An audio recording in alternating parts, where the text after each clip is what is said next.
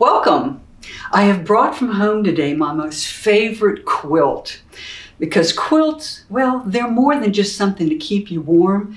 They are works of art.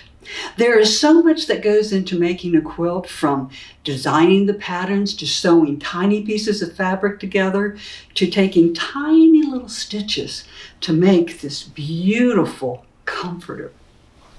Today, I'm going to tell you a story about a quilt maker. And it's an abbreviated story, believe it or not. But if you want to read the rest of the story, I have good news for you. We have 3 copies of this book in our library. And if you call me, I'll reserve a copy so you can take it home. The pictures are gorgeous in this. There once was a quilt maker, and she lived in the gray, blue, misty mountains up high. And even the oldest great-great-grandfather could not remember a time that she wasn't at her home making quilts. Her quilts were gorgeous. They were so vibrant with color.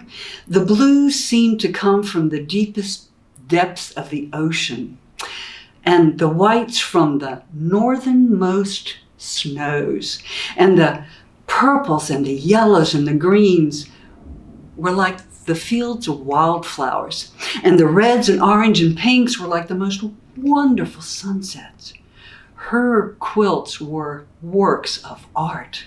Some people said that she had magic in her fingers, and others said that surely the quilts must have fallen off the shoulders of angels passing by. Everyone wanted one of her quilts, and the rich people lined their pockets with coins, made the trip up her mountain, knocked on her door, and when she opened it, they begged to buy one of her quilts. Politely, she refused and said, "I do not sell my quilts. I do not give them to rich people. I only give them to the poor or the homeless." They were so disappointed they left. At night, when she finished one of her beautiful quilts, she would sneak down into the village in the wee hours of the morning, and she would wander along the dark cobblestone streets, and when she would find someone sleeping out in the cold and shivering, she would take one of her beautiful quilts and tenderly wrap it around their shoulders and tuck them in tight, and then tiptoe out of town.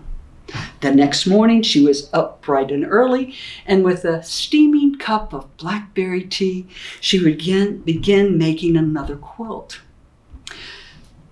Meanwhile, there was a rich king who was also very greedy. He liked nothing more than receiving presents. In fact, on his birthday, he commanded all of his subjects to bring him gifts. But that wasn't enough. He decided he would celebrate his birthday twice a year and demanded everyone to bring him gifts. And what did he do with these presents? Well, he stored them in the castle. He had the most amazing things in his castle. There were things that shimmered and sparkled and glowed. There were things that were whimsical and practical and mysterious and even magical. And they piled all the way from the bottom of the castle up into the highest tower. He had so many things he had to keep list, and then he had to keep list of his list of things. But he was still not happy. He was still in search of the one thing that would make him happy. One day, a soldier came and told him about the quilt maker's beautiful quilts. And he said, "Why have I not received a gift of a quilt?" And the soldier explained that it was only to be given to the poor and the homeless. And the king said, "Well, we'll see about that." And he took 1,000 soldiers and marched them up her mountain, and they found her in her home. She was putting the last stitches into a beautiful quilt. He knocked on the door and she invited him in. And he said, "That is a beautiful quilt. What must I do to receive a quilt like that?" And she says, "Well, I don't give them to the rich, and you are very rich. I only give them to the poor and the needy." And he said, "But I am your king. I want that quilt." And she said, "Well, why don't you give away all of your possessions, and then I will make you a quilt?" And he said, "Give? I don't give. I take." And he ordered the soldiers to grab the quilt off her lap. And at that moment, she jumped up, took the quilt, threw it out the window, and a gust of wind took the quilt away. The king was furious, and he said, "If I can't have the quilt, nobody can." And so he took the woman, marched her through town, up the side of another mountain to where his iron makers made a bracelet of iron and a chain. Then they took the woman further up the mountain, and they chained her to a rock outside the cave of a bear. And then they left her. It wasn't long before the sleeping bear woke up. And when he did, he got up on his hind legs and he roared. And her bones rattled in fear. But she kept her cool. And calmly she said, "No wonder you're cranky, sleeping on this hard surface with only a rock for a pillow. Now, you go out and you gather up a bough of pine needles, and I will take my shawl and I will make you a comfortable pillow." And the bear did. He brought her all these pine needles to make this pillow, and she did. And he said, "No one has ever been this kind to me." And so he broke her bracelet and chain and invited her to spend the night. Well, the king, back at his castle, he was a greedy king, but he was not very good at being mean, and he felt guilty. And so he awakened all of the soldiers, and in their pajamas, they marched up the mountain in order to save the quilt maker. And the quilt maker was sitting there with the bear, enjoying a breakfast of berries and honey and a pot of blackberry tea. And the king couldn't believe it. He apologized, and then he said, "What can I do to have one of your quilts? It may be the only thing that makes me happy." And the quilt maker said, "Give away your possessions and I will make you the quilt." The king was very sad because he was so rich. And he went home and he thought about it. And he thought about it. And then finally, he went searching through the castle to find the one thing that he thought he could give away. And he found a marble. And he took it out into the streets, and he saw a child who was not playing with anyone. And he went over and he said, "Would you like this marble?" And the child's eyes got this big. That was a wonderful gift for him because he had nothing. And he took the marble and he joined the other children. And the king went, "Huh."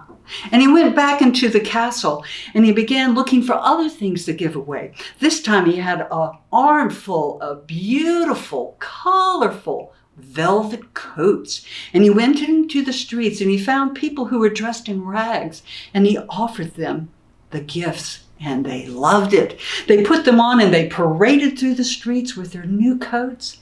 And the king thought, "Huh." And he went back into the castle and he gathered up more things and he brought them out. He finally brought out the royal merry-go-round with real horses. And the people began riding the horses through the streets, and they played music and they danced, and a little child took the king by the hand. He said, "Let's dance." And the king smiled.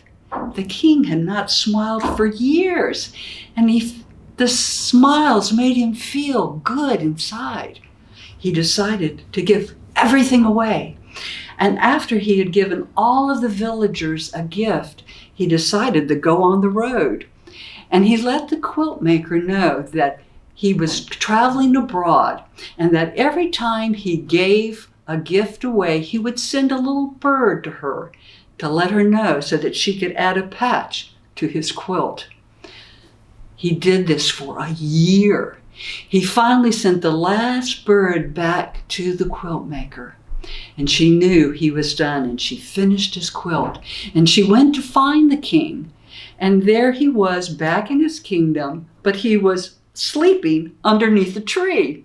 And she went over to him, and he was now dressed in tattered clothes, and his toes were even sticking through his boots. And she smiled, and she noticed that he had the faintest smile on his face. She awakened him and welcomed him home, and she said, "I have your quilt, it's ready." And the king said, "You know what? I don't need the quilt. I am happy. I am the richest man in the world, and I have nothing." And she said, "Nevertheless, the deal was I made you a quilt." And she took it out, and it was the most magnificent quilt you had ever seen. In fact, the butterflies came and fluttered all around the quilt. And the man laughed, and she placed it around his shoulders. It was wonderful. But then he said, "Now the least I can do for you, I have saved the last thing that I own. It is my throne." And he gave her the throne, and he said, "It is very comfortable, and it is just the thing for you to sit in while you make your quilts." And from that day on, the quilt maker and the king partnered together. She made the quilts, and then he would take the quilts down into the village in the middle of the night. And when he found someone cold and shivering on the street, he would take a quilt, lovingly place it around their shoulders, tucking them in tight, and then tiptoeing away with a smile on his face. Never had he been so happy than when he was giving away a gift. Another story. A rich man came to Jesus, and he said, "What must I do to inherit eternal life?"